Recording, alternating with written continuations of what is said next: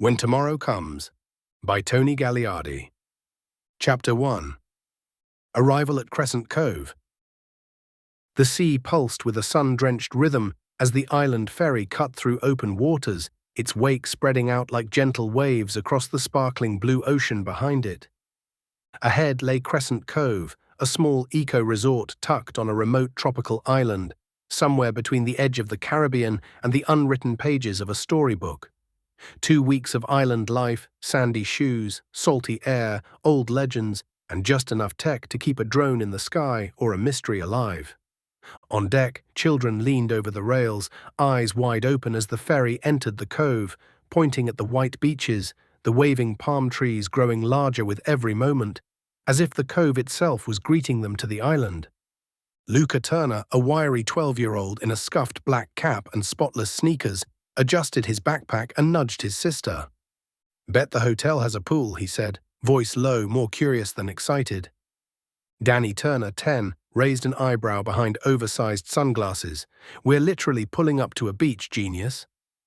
They didn't look like explorers, more like kids dragged out of city routines and screen time. But something about the salt air made even Danny crack a half-smile. Maya Sinclair, 11, stood with her arms folded, her dark braid tucked under a hoodie despite the heat. She watched the shoreline like she was sizing it up, puzzling it out, or maybe just trying to read what came next. Noah Patel, 10, fiddled with a scratched-up compass he'd found at a weekend market.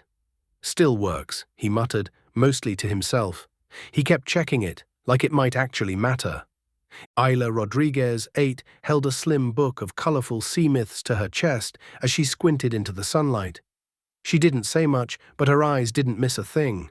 5 kids in total, ready to become adventurous buccaneers, though they didn't know it yet. Each child had come with a parent or guardian as part of the resort's family program. Maya traveled with her mother, Eva, Noah with his father, Sam, and Isla with her dad, DJ. Luca and Danny were meeting their stepfather, Leo, who was already on the island. The adults gathered near the bow rail, their voices low but steady over the ferry's engine hum, beating steadily under their feet. Dr. Eva Sinclair, tall and sharp-eyed, wore a sun hat and loose linen shirt, one hand on her satchel like it might bolt if left unattended. She studied the coastline like a puzzle waiting to be solved. Sam Patel stood nearby, adjusting his glasses while keeping an eye on Noah and taking in the approaching island.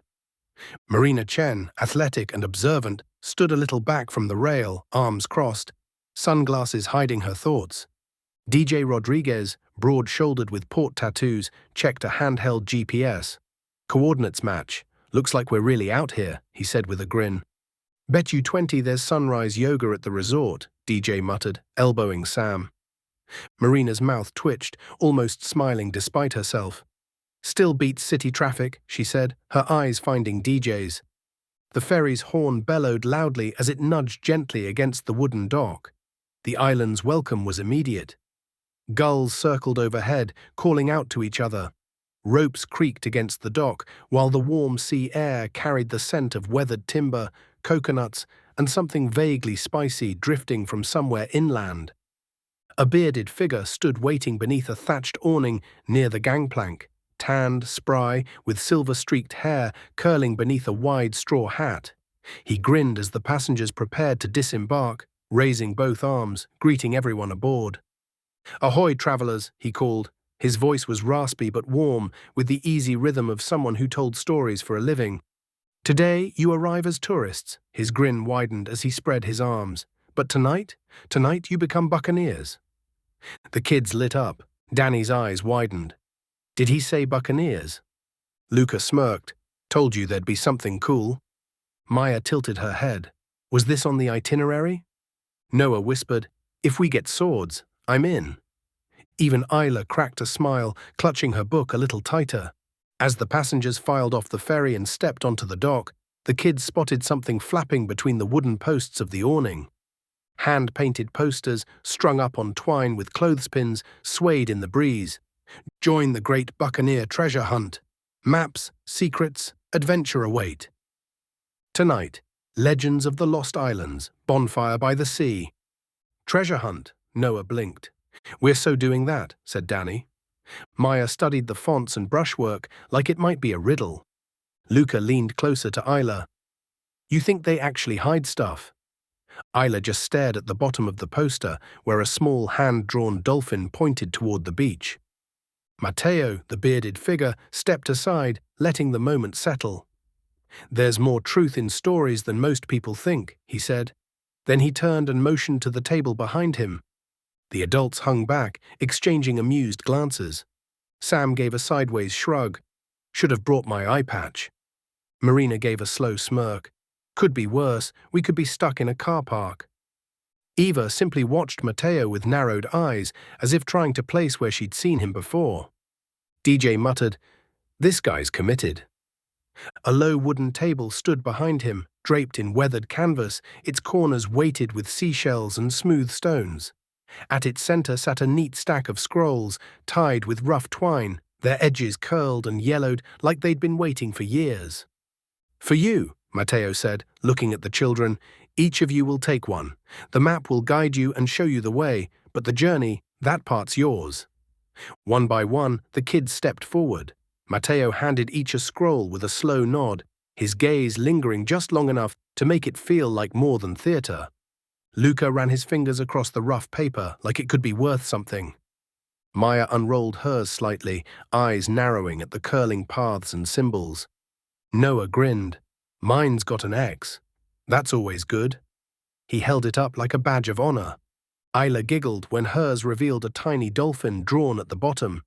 Danny stared at hers for a long moment, then tucked it away without a word. Something in her expression had shifted, like she'd caught the tail of a thought and wasn't ready to say it out loud. "Each map is unique," Matteo said. "Some reveal secrets, some ask questions, and some only make sense once you've walked a little further. Each path is yours alone to tread," Matteo said more gently now. "Some journeys test your courage, some reveal who you've always been, and some might just change you." The kids traded wide-eyed looks, caught between curiosity and wonder, as if they'd just been handed a key to something hidden and magical. The adults watched with indulgent smiles. Eva folded her arms, studying Matteo, still puzzled by something familiar about the old sailor. Sam had his phone out, quietly recording the moment. Marina pulled her hair into a messy bun, still half lost in thought about the reef she planned to explore. DJ simply laughed, clapping his hands once. Best vacation kickoff ever. The guests were directed to their rooms, thatch-roofed bungalows nestled beneath towering palms. The children, maps tucked tightly in pockets or clutched like treasures, bolted toward the beach, chasing the echoes of pirate dreams. From the marina nearby, Captain Leo Turner had watched the arrivals disembark. Silent, steady, one hand resting on the rail of the Tomorrow, the charter vessel moored and waiting. He spotted two familiar figures among the arrivals, Luca in his cap and Danny in her sunglasses. Something in his chest stirred, slow and deep, like an old current returning. Sunlight caught the silver in his hair. He'd spent years on these islands, tides and winds shaping him more than most conversations ever could. When tomorrow comes, he thought, maybe it's finally their turn to be shaped by something real, to find out what they're made of. But tonight was for treasure hunts, bonfires, and whispered legends under the stars.